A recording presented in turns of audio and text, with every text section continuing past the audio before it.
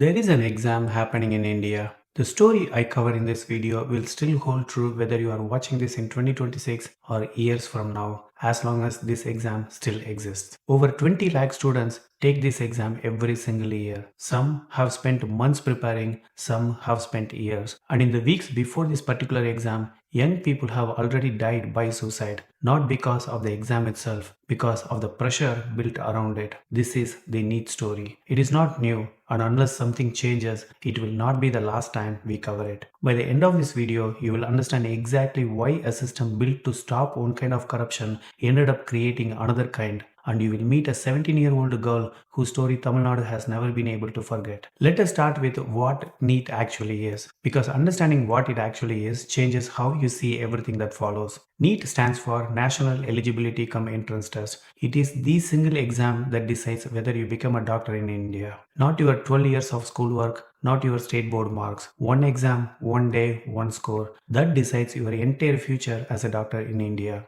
Of those 22 lakh students, a little more than half will cross the minimum qualifying mark. But qualifying is not the same as getting in. India has about 1.3 lakh MBBS seats in total, government and private combined. So who actually gets one of those seats? If you are among the very high scorers, you get a government seat, nearly free, purely on merit. But if you qualify with a lower score, there is still a door open for you. A private college through management quota at 15 to 50 lakhs a year. The same exam, the same qualification, two completely different prices depending on what your family can afford. And for the rest, the millions who do not get an MBBS seat at all, the journey does not end there. They move into dentistry, Ayurveda, homeopathy, nursing, physiotherapy, just not the one most of them set out for. Go abroad knowing they will need to return and clear Indian licensing exams if they ever want to practice here. Out of 22 lakh students who sit for this exam, fewer than 1 in 20 will ever become a doctor in India. Everyone else, millions of students, millions of families, years of preparation, walks away having paid an enormous cost for an outcome that was never guaranteed. It was not always this way. Before NEET, Tamil Nadu had its own system. Students were admitted to medical colleges based on their 12th grade marks. Yes, the marks that we were always told set the baseline for our future.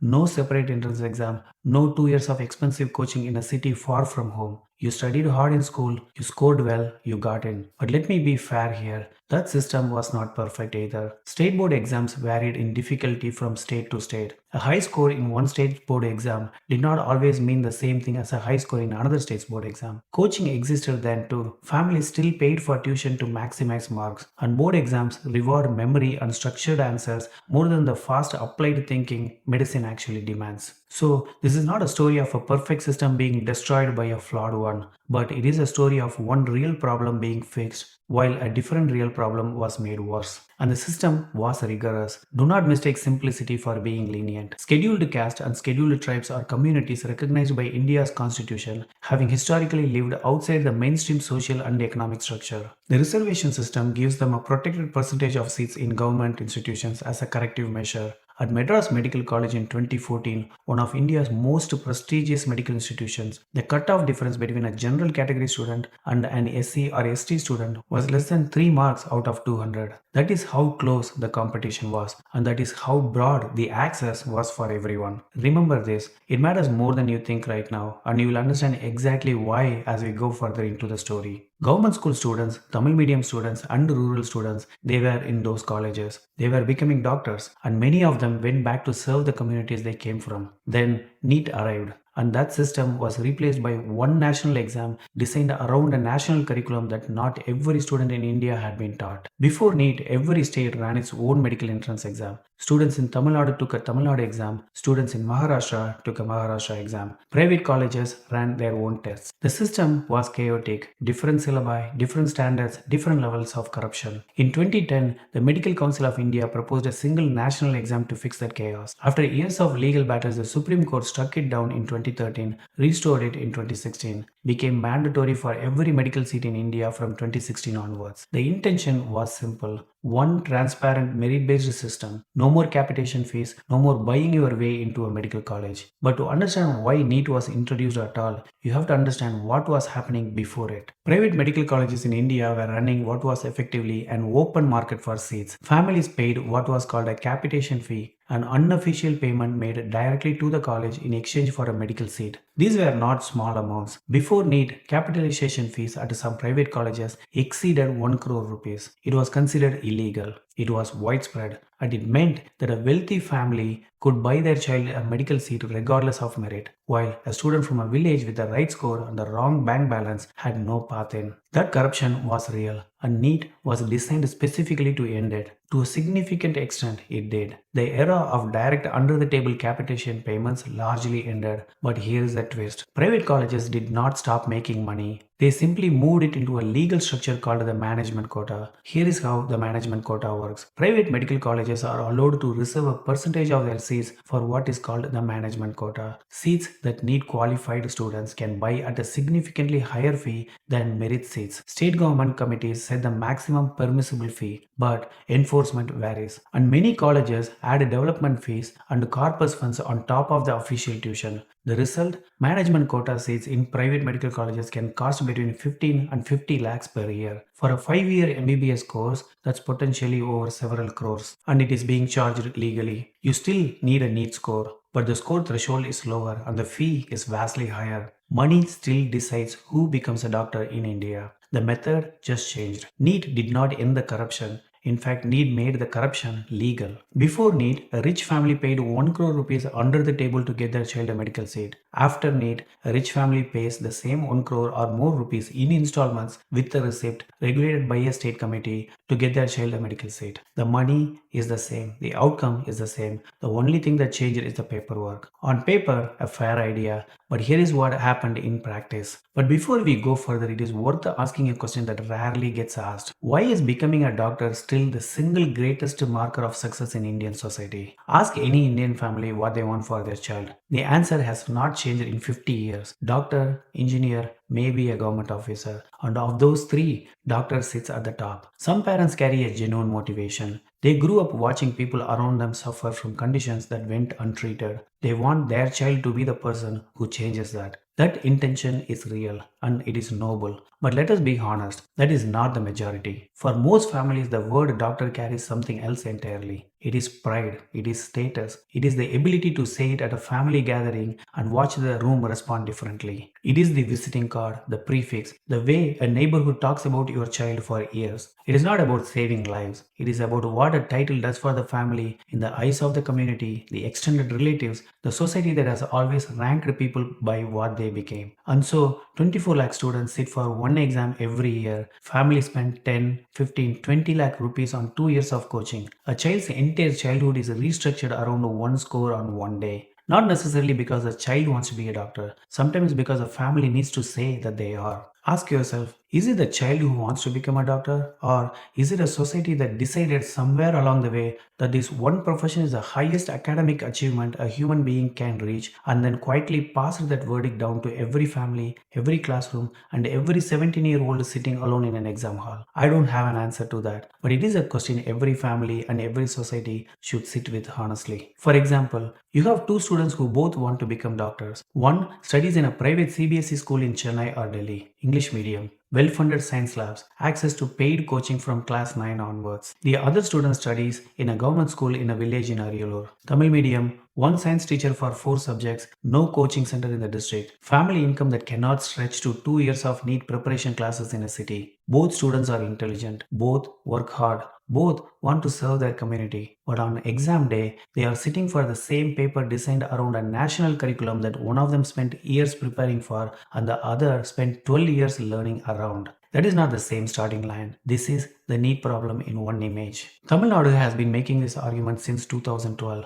The state students, especially from rural backgrounds, government schools, and Tamil medium education, are structurally disadvantaged by a test designed around CBSE urban curriculum. In 2021, the Tamil Nadu government commissioned an independent study. The AK Rajan committee's findings tell a specific story, and it is not about the student who qualified. It is about the students who used to qualify and no longer do. Remember what I said about Madras Medical College in 2014? Less than 3 marks separating every category of student? That was the system NEET replaced. Now you know why it mattered. Before NEET, Tamil medium students made up nearly 20% of medical college admissions in Tamil Nadu. By 2020, that had fallen to under 2%. These were not students who lacked ability. They lacked coaching, and under NEET, coaching became the deciding factor. Now, to be fair, there is another side to this. Critics of this report point out that government school admissions were already very low before NEET, under 1%. In 2020, the AADMK government under then Chief Minister Edappadi Palaniswamy created a new rule. It reserved 7.5% of all medical seats specifically for government school students. Because of that rule, the real number of government school students getting into medical college rose from under 1%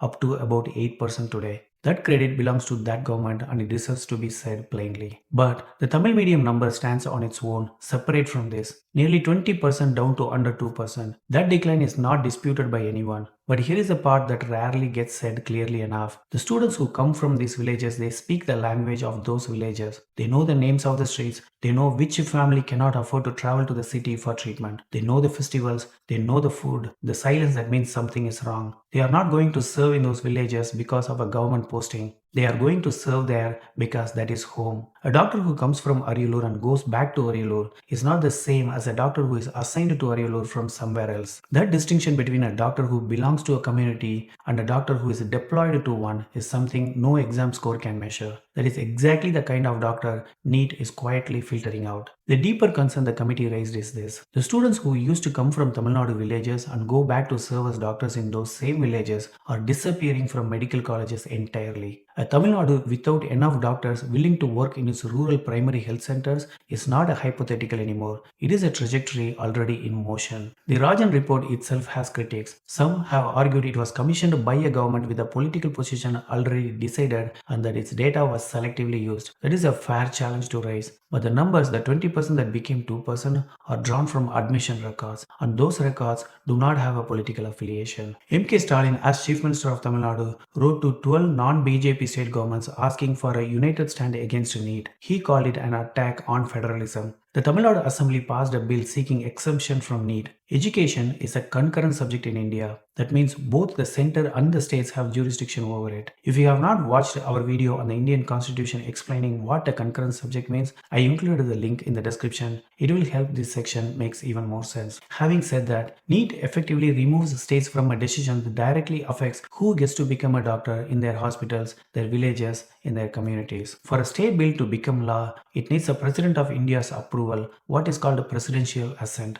The president withheld that approval. In plain terms, the bill was sent back unsigned. It never became law. The center had effectively overruled the decision of an elected state assembly. The exam continued. And in 2026, after yet another paper leak cancelled the exam entirely, the new Chief Minister of Tamil Nadu, Vijay, personally urged the union government to abolish NEET and allow states to admit students based on 12th grade marks alone. The fight that began under Stalin has continued under Vijay. Tamil Nadu has not stopped asking the question. There is a face to this argument that Tamil Nadu will never forget. She was not the first student lost to this pressure and she would not be the last. But her story became the one Tamil Nadu could never look away from. Her name was Anitha. She was 17 years old. She was a daughter of a daily wage laborer from Aryalur. In her 12th grade state board exams, she scored 1176 out of 1200. Under the old Tamil Nadu admission system, that score would have given her a medical seat. Under NEET, she scored 86 out of 720. So, she did not qualify.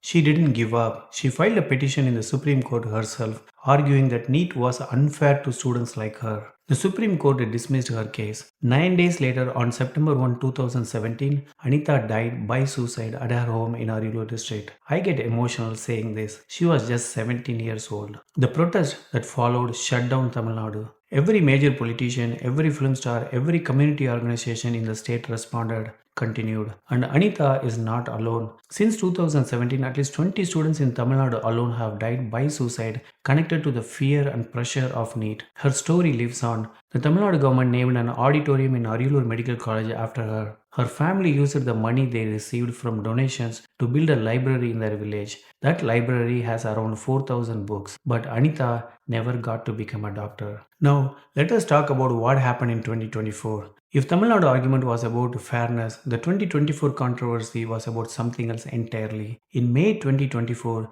the NEET exam was held across India for 24 lakh students. Before the results even came out, something strange appeared. An unprecedented 67 students had scored a perfect score. In the history of NEET, that had never happened. Two separate scandals came out almost at the same time. The first was a genuine paper leak. In Bihar, police investigators arrested 13 people in connection with a leaked question paper sold to students for 30 to 32 lakh rupees each the night before exam. The case was investigated as a criminal matter and the CBI eventually got involved. The second issue was different, and it is what actually led to results being cancelled. At six specific exam centers in Chhattisgarh, Meghalaya, Surat, Haryana, and Chandigarh, students had lost exam time due to administrative problems on the day. To compensate them, the NTA awarded what are called grace marks, extra marks added to make up for lost time. That decision pushed 67 students to a perfect score, when statistically only a handful should have managed it.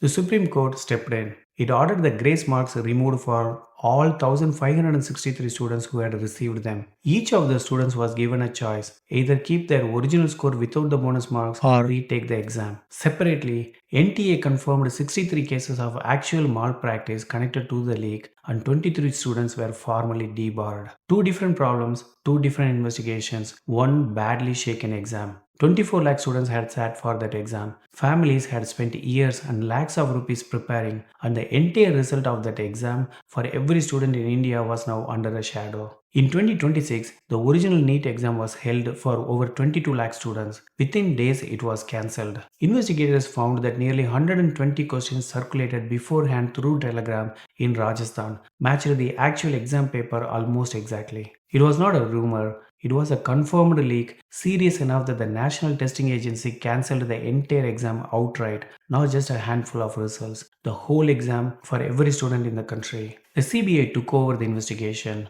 More than a dozen people were arrested in a multi-state network accused of selling the paper for up to 12 lakh rupees per candidate. 22 lakh students were told to come back for a rescheduled exam. The government was determined nothing would go wrong. So they built a security apparatus that looked like this. Two-tier heavily armed Central Reserve Police Force and Central Industrial Security Force escort. Indian Air Force aircraft transporting question papers. Four-layer CCTV with AI surveillance. Biometric and facial recognition checks before entry. Multiple rounds of frisking. Direct monitoring from the Prime Minister's office. Annamalai, who had just resigned from the BJP, read that list and said this publicly. Yes, you read it right. But these are not arrangements for classified military grade software. These are the arrangement made by the Ministry of Education for a student exam. The government had forgotten the additional burden being placed on students who had already spent months preparing. He pointed out that NEP 2020, the National Education Policy,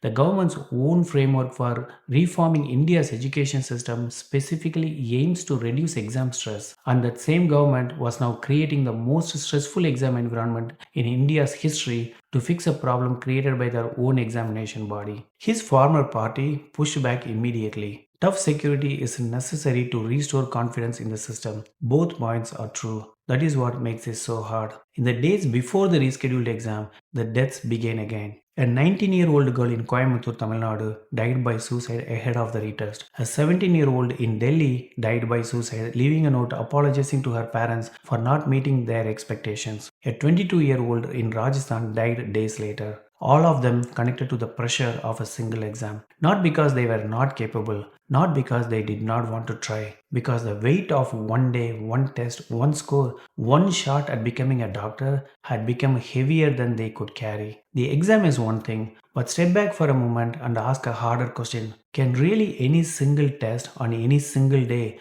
truly measure what a person is capable of? I'll tell you something personal here. I grew up switching between Tamil medium and English medium schools. I took two entrance exams for English medium schools I wanted to get into. I failed both miserably. So I had to study my ninth and 10th grade in a Tamil medium school. Then I switched back to English medium again. The inferiority complex that comes from a small town from being on the wrong side of a language or a system, that is real. It does not show up in any exam score, but it shapes a person for years. I can tell you that firsthand. No test could have measured it. So when I look at these students, the ones from Tamil medium government schools, the ones who did not have coaching, the ones who are sitting for this exam having already given everything they have, I do not see people who are less capable. I see people who are given a harder path and kept walking anyway. The question India needs to honestly answer is this: is NEET actually selecting the best future doctors, or is it selecting the students who have the best access to preparation? Those are not the same thing.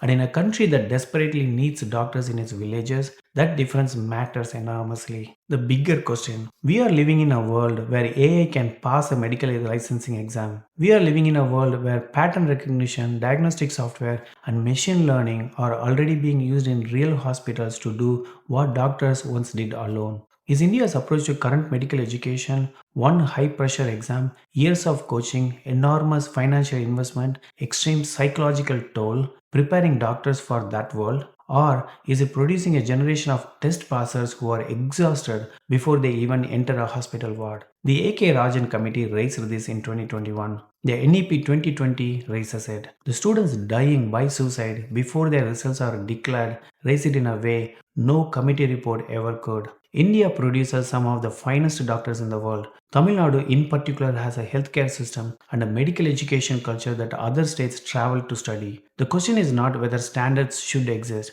The question is whether this particular standard, enforced in this particular way, is actually selecting the best doctors or just the best resourced test takers. Where does this leave us? On the day of the rescheduled exam, 22 lakh students will sit for NEET. Most of them will be prepared. Most of them will be nervous. Most of them will do their very best. Some of them will become doctors. Most of them will not. And somewhere in that number are the Anithas of 2026. Students from villages, students from Tamil medium government schools who have been working for years with whatever they had. They deserve a system that sees them. They deserve a system that is not only fair on paper but fair in practice. They deserve to be judged on what they know, not on how much their parents could afford to pay for coaching. And the students who died in the days before the rescheduled exam, they deserve a world where one exam on one day was not the only door for them. India is one of the most education obsessed societies on earth. That obsession has produced extraordinary people, extraordinary doctors, extraordinary scientists. But it has also produced a system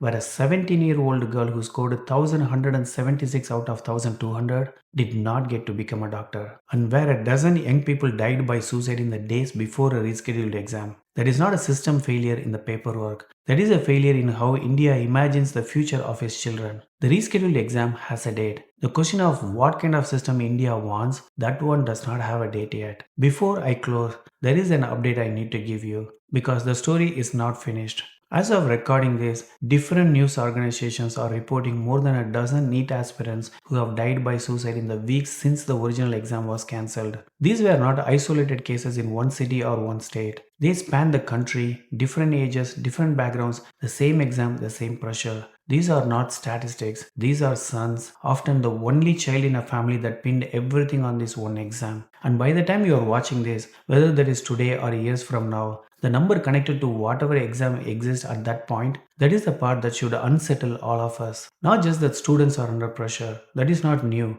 What is new and what keeps happening is the scale and the speed at which we keep losing them. So if you are a student who just sat for NEET or who is waiting for results or who did not get the score you needed, please hear this. One exam is not your entire story. Your score is not your value. I want to say something directly to the students watching this and something different to the parents watching this. If this dream is truly yours, built by you, chosen by you, go fight for it. That conviction is rare and it's worth protecting. But to the student for whom this dream was never really yours to begin with, remember what we talked about earlier? For most families, this was never really about you wanting it. It was about what the title would do for everyone around you. That weight was placed on you. You did not choose it. This is not your fault, but it is worth being honest about, especially on the days this feels unbearable. You are allowed to want something different. You are allowed to still be figuring it out. You are allowed to be more than the result